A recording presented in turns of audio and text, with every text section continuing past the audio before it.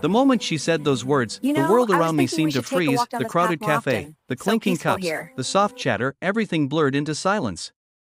Mira stood across the table, her eyes trembling with a mixture of fear and determination, her fingers clasped tightly around her coffee cup as if she were afraid of losing control of something she had held together for far too long. There was desperation written all over her face, a quiet kind of desperation, the kind people try to swallow until they choke on it. And in that instant, even before I fully understood what she was asking from me, a strange pull tugged at my chest. Sometimes you hear a sentence that sounds simple, but it carries a storm behind it. This was one of those moments. If you believe in kindness, second chances, and stories that heal the heart, then please like, comment, share, and subscribe to Kindness Chronicles. Every bit of support helps this family of hope grow. I had known Mira for less than 3 weeks. She wasn't a friend, not really. More like a familiar stranger you greet with a half smile whenever paths cross. We met during volunteer shifts at a community center where we packed meals for families. She always kept to herself, quiet but not cold, helpful but never attention-seeking. So when she suddenly sat down across from me and spoke with such urgency, I felt like I had been pulled into a hidden chapter of her life. She told me she needed someone to pretend to be her boyfriend for one weekend. Just one. A single weekend where she had to face her family after 2 years of distance. She said if she went alone, they would push her into a marriage she didn't want. If she refused, they would think she was ungrateful. And if she avoided the meeting altogether, they would show up unannounced and drag her into choices she wasn't ready to make. She wasn't asking for love, or affection, or anything close to it. She needed a shield. A borrowed shield. Someone who could help her breathe. I tried to laugh it off, joking about how I wouldn't be sleeping on a sofa if I agreed, but she didn't smile. Her eyes said this wasn't a game.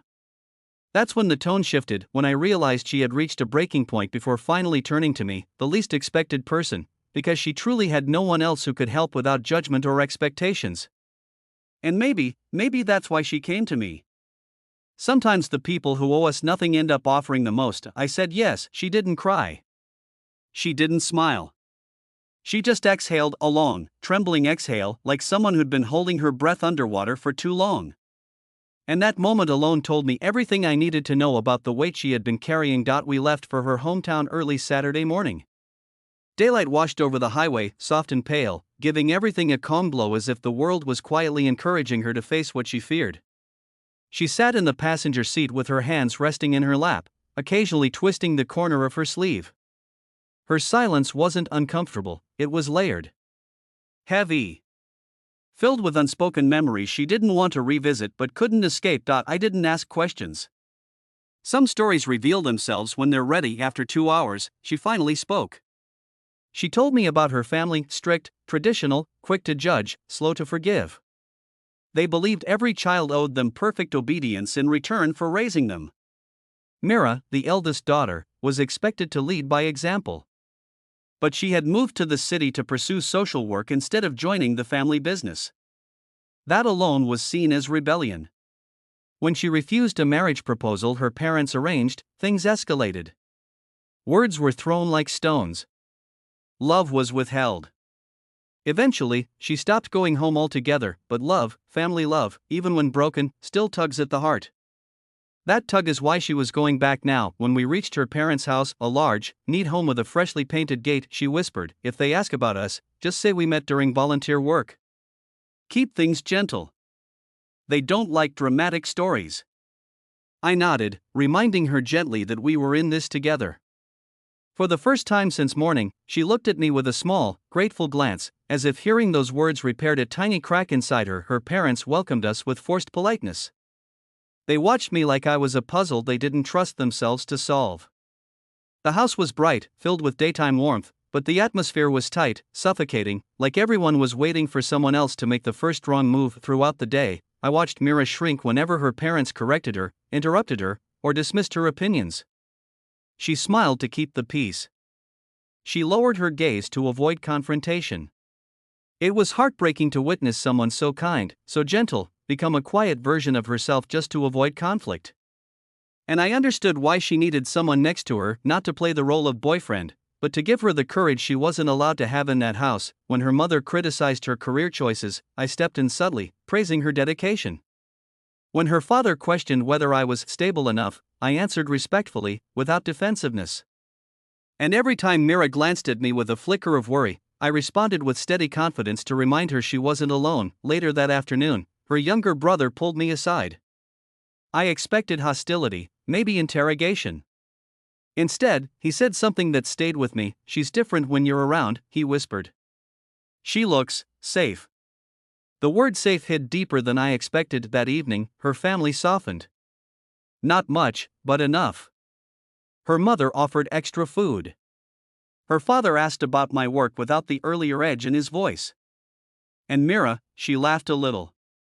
A real laugh. Small, but real. We slept in separate rooms.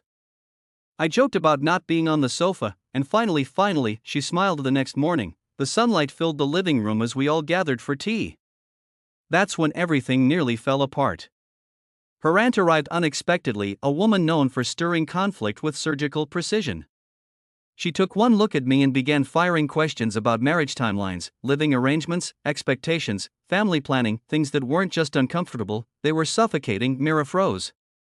I saw her eyes dim, fear climbing back in, and something inside me snapped, not in anger, but in resolve. I spoke calmly but firmly.